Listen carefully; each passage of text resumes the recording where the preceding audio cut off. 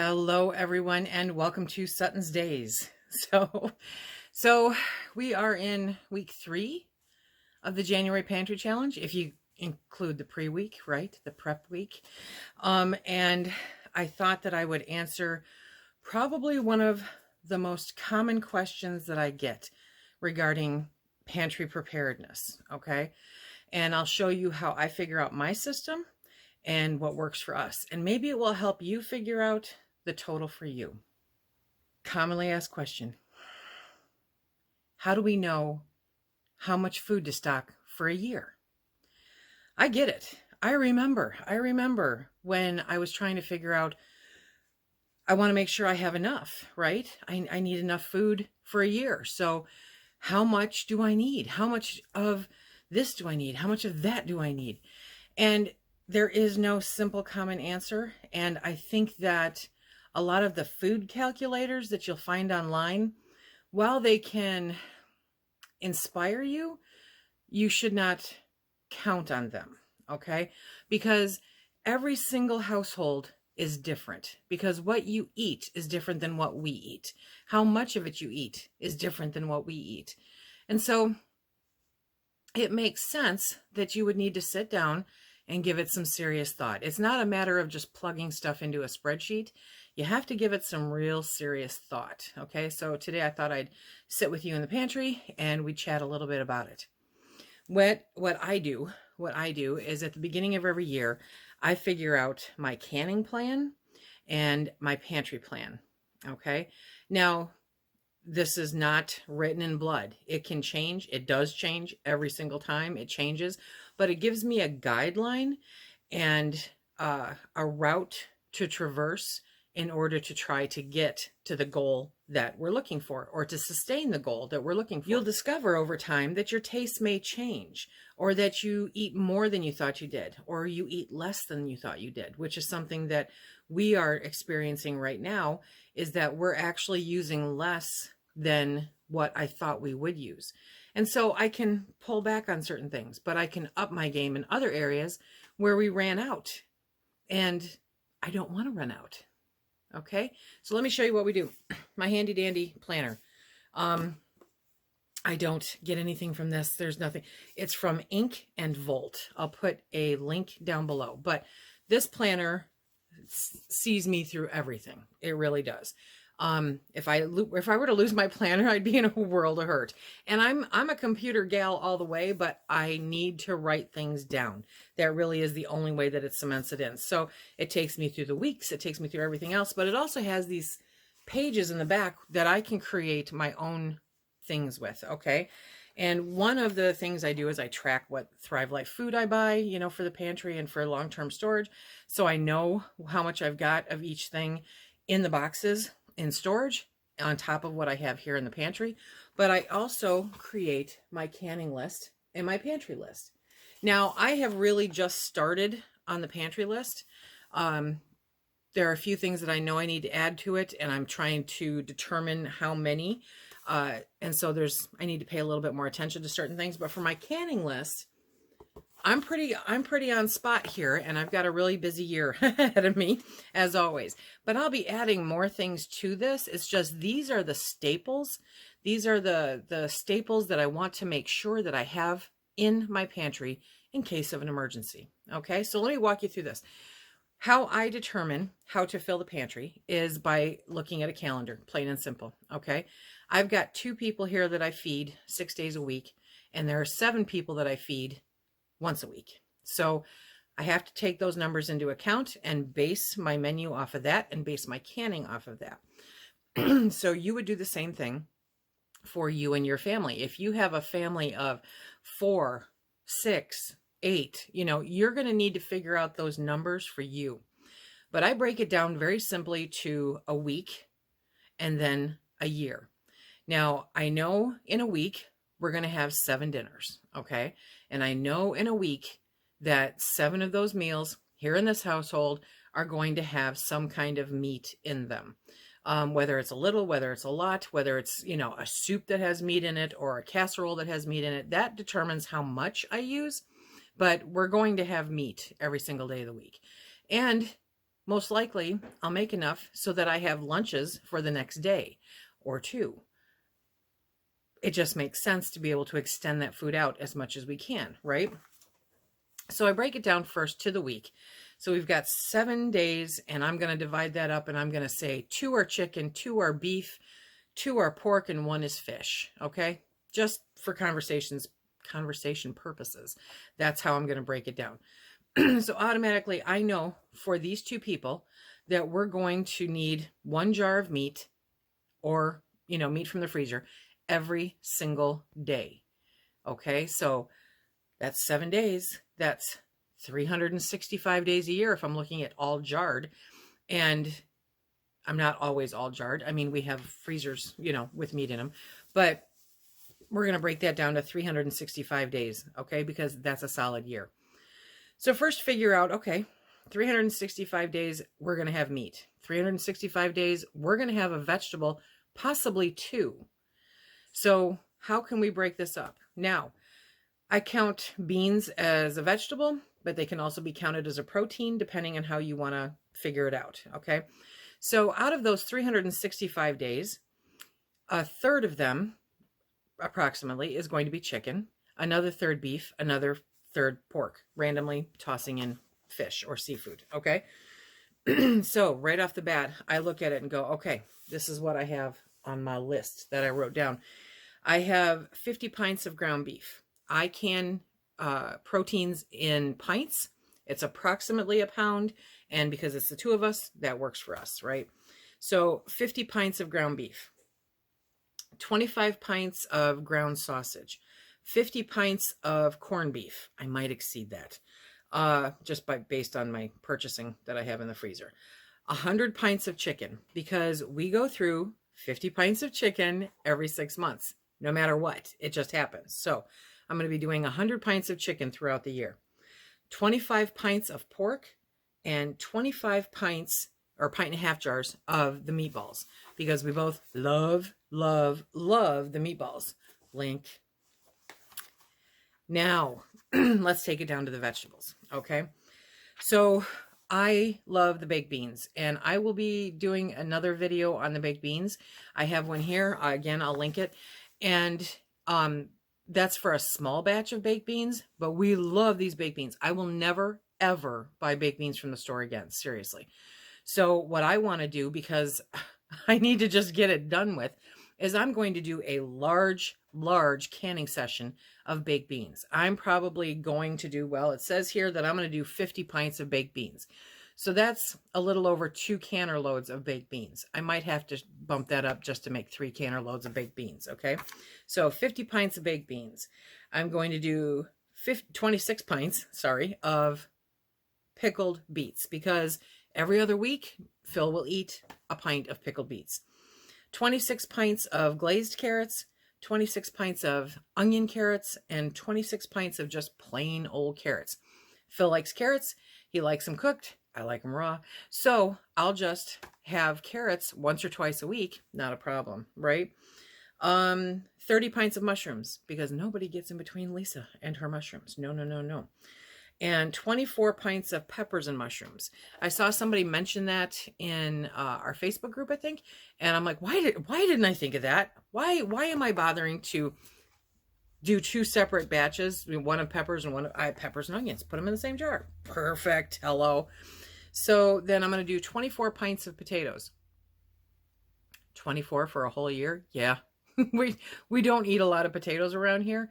And canned potatoes are limited on what you can actually use them for. I love either putting them in the oven and roasting them, or in the air fryer. Oh my gosh, yes, they're awesome in the air fryer. Okay, so we're going to be doing 60 pints of diced tomatoes and 30 quarts of tomato sauce. So there's going to be a lot of maters coming up later on this year, right? 24 pints of lima beans. I get asked the question all the time, can you can lima beans? Can you can butter beans? Phil says lima beans and butter beans are 2 different things. What do you think? Let me know in the comment section below, okay? I know it doesn't matter to me because I'm not eating either one of them, but he loves them. And he'll eat a whole can of lima beans with whatever I'm making for dinner. So instead of getting the stuff from the store, I'm going to can some up. I'm going to do a small batch first because from everything that I have researched, while you can do it, I'll put a link for the National Center for Home Food Preservation in the description box below. You can do it. I have heard mixed results on how soft they turn out. So I'm going to do a small batch first just to test them and see if he likes them. And if he does, then I will be canning up 24 pints of lima beans. Okay. Now, he also likes hominy, and I'm just going to buy that from the store. That's a whole nother list. Let me back up. So, because we both like sweet potatoes, I will be canning up sweet potatoes. Here's the disclaimer. They are soft, okay? When you take them out of the jar, they are soft. You put them in cubed. If you take them out carefully, though, they are so easy to caramelize in a frying pan, or they're so easy to air fry and crisp up a little bit, but they're still soft, but they are so good. They're just so good. So if you like sweet potatoes and you don't care that they're soft, and you have different ways to make them, then sweet potatoes are absolutely fantastic. So I will be canning up 26 pints of sweet potatoes, okay? I'm also going to can up 26 pints of butternut squash. Same deal as the sweet potatoes. They get very soft. It's what they do. You cannot puree either one and can them because it's too dense. So you cube them and you can them, and they're awesome. Now, if you want to have some fun, you can also put a little bit of brown sugar in there, okay? Oh, yeah, good stuff. So that's where I'm at so far with our list. We are set on green beans, so I might can up a small batch, like 1 canner load, one or 2 canner loads, okay, of green beans, just to keep the stock, filled. But again, Phil predominantly is the one that eats the cooked vegetables. Sometimes I will dive into them if I prepare them a certain way, but for the most part, he's happy just to crack a jar and heat them up, and he's good. For me, canned green beans are not a favorite of mine, because they're just a little too soft for me. So what I will do when it's time for me to indulge in some green beans is I will get my mushrooms and I'll mix them with the green beans, and I'll put some onion and I'll put them on a cookie sheet and broil them up in the oven, and then, yes, then I'm all over it. I don't always feel like going through all that. Okay, so now we have another list. We have a pantry plan, okay? And with the pantry plan, again, that is very much dependent on you and your household and how many you have. So you're going to do the same kind of math, though. So if you were to take a calendar, or if you're into computers, do an Excel spreadsheet, okay? Take that 365, divide it down so that you're dealing with 7, and once a week plug in a vegetable. Once a week plug in a meat, okay? And I'm not saying marry yourself to it. I'm just saying it's just a way to kind of calculate. Do you know what I mean?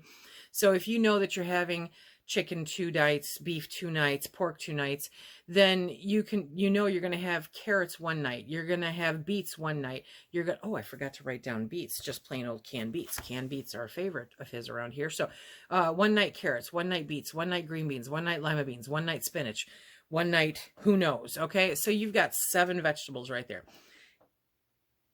There are going to be more vegetables that you want to do. So, toss in a few and just rotate them through, divided by the number of days in the year. And then you can calculate how many of each one you need. If you are feeding a larger crew, you're going to need to determine what size can, how many cans, that kind of thing. So when I'm looking at us here for 2 people, Phil loves canned spinach, okay? It's not worth the time or the effort for me to can it. It's actually easier and much more affordable just to buy the canned spinach. So that's what I do. So canned spinach I can pick up. There's actually a really good brand they sell at the Dollar Tree, but you can pick up canned spinach, roughly around $1. So I know that I'm going to get 26 cans of spinach, okay? I know that I'm going to end up buying hominy, so I know that I'm going to get 26 cans of hominy, and we can add that to the rotation. I'm going to do the lima beans / butter beans, so we'll try that. But if it doesn't work out for home canning, if it's not the texture that I think that it should be, or that he thinks it should be, then I'll end up buying 26 cans of lima bean. Now, when you break that down, that's not a lot. Okay. You're looking at roughly, you know, do the math, $1.50 a can. And so if that's, you know, that's attainable for a budget. That's attainable to spend that little amount, and you've got it on the shelf and it's done. If you're not going to buy, or if you're not going to grow your own tomatoes for your own tomato products, then it's very easy to go to a store like Save a Lot. There are other ones that, you know, I've heard of, and you can get a whole flat of diced tomatoes, of tomato sauce, of tomato paste, of, you know, stewed tomatoes, whatever the case may be. And you can buy them, you know, in that manner. So this year, my goal is to not buy any, but to have them. And for the most part, what we use here is diced tomatoes and tomato sauce. So it's my intent to make my own and have them up. Again, if I don't meet that goal, I can always backfill a little bit with buying the stuff for the pantry. So you're going to look at your ingredients too, okay? Because you need to figure out for a year, these are the kind of meals that we like today. These are the kind of meals that we like this month. So if you make casseroles where you're using cream of something soup and you don't make your own, then you want to make sure that you've got enough cans of cream of something soup. You want to look at your condiments, okay? Now, we make our own mustard now because it's so much better than the stuff that you get in the store. But if you're not up for all that, don't worry about it. Seriously, get what you like. So stock up on your mustard, stock up on your Heinz 57, stock up on your steak sauce, your ketchup, your dressings, you know, learn how to make your own dressings. I've got a playlist for DIY kitchen, and in that we're going to keep going all year long to learn to make more of our own items so that we don't have to rely on purchasing them. It's always better to have an abundance of the ingredients to make your own stuff than it is to have to rely on finding what you're looking for at the store or having it stocked up on your shelf. My dry mustard seed is going to last a lot longer than the bottles of mustard that you can buy at the store. So I know I always have the ingredients to make my own. I don't have to worry about best by dates, expiration dates, blah, blah, blah, blah, blah. Okay? Not that I pay them a whole lot of heed anyway, but just in case. So my pantry plan is very, very small right now because I need to sit down. I need to stare at the shelf for a little while and go, okay, what do we need to add to it? So this week's challenge, this week's homework, are you ready, you guys? Okay, is to sit down and try to figure out how much you think you'll need for a year. Don't let it overwhelm you. This is not something that should overwhelm you. This is kind of like a puzzle, okay? So once you break it down and start looking at the things on your shelf, you can go, okay, this is what I've got. You'll also find, now that we're into the second week, I think, of actually eating strictly from our pantries, okay, is that you're going to start finding things that you go, oh, I wish I had more of that. Oh, we need to add more of that. Be sure to write those down. Don't count on your memory, okay, because you won't remember it. But if you have these little things that you're stocked up on, that you're able to make what you want and what you need, then life's a little bit easier. Life's a little bit better in case of an emergency. And that is what we're doing here. We are testing our emergency preparedness with regards to our pantry. Okay. You're going to learn something new this year. You're going to learn something new next year. It really is an adventure. Some people will be inventorying and discover stuff that they wish they hadn't. Okay. I've heard of a few science experiments that, kicked into gear. So it's good to get in here, get your hands dirty, do some dusting, do some counting, and then sit down and do some math, because you'll realize that, oh, maybe I don't have as much that I need to can up this year because I, for some reason, did not eat as many mushrooms. Like, that's ever going to happen, right? But maybe I didn't eat as many mushrooms, so I don't need to can as much. There you go. You need to get in there and do that math so you can figure out what it is that you have to budget for in your pantry preparedness. I hope this was helpful in showing you how I figure out how much food we need for a year, okay? When it comes down to things like flour and sugar, again, you're going to need to figure out how much do you typically go through and then multiply, okay? Okay, so January Pantry Challenge, week number 3. How do I figure out how much to stock in my pantry for a year? Let me know what you come up with. I would love to hear what works for you, okay? Because my way is not the right way. My way is the right way for me. So how do you figure out how to stock your pantry for a year in your household? Let me know in the comment section below. You'll be helping out everybody else that has the same question. Remember, if you like what we do here, please hit that like, subscribe, and share. And until next time, be safe.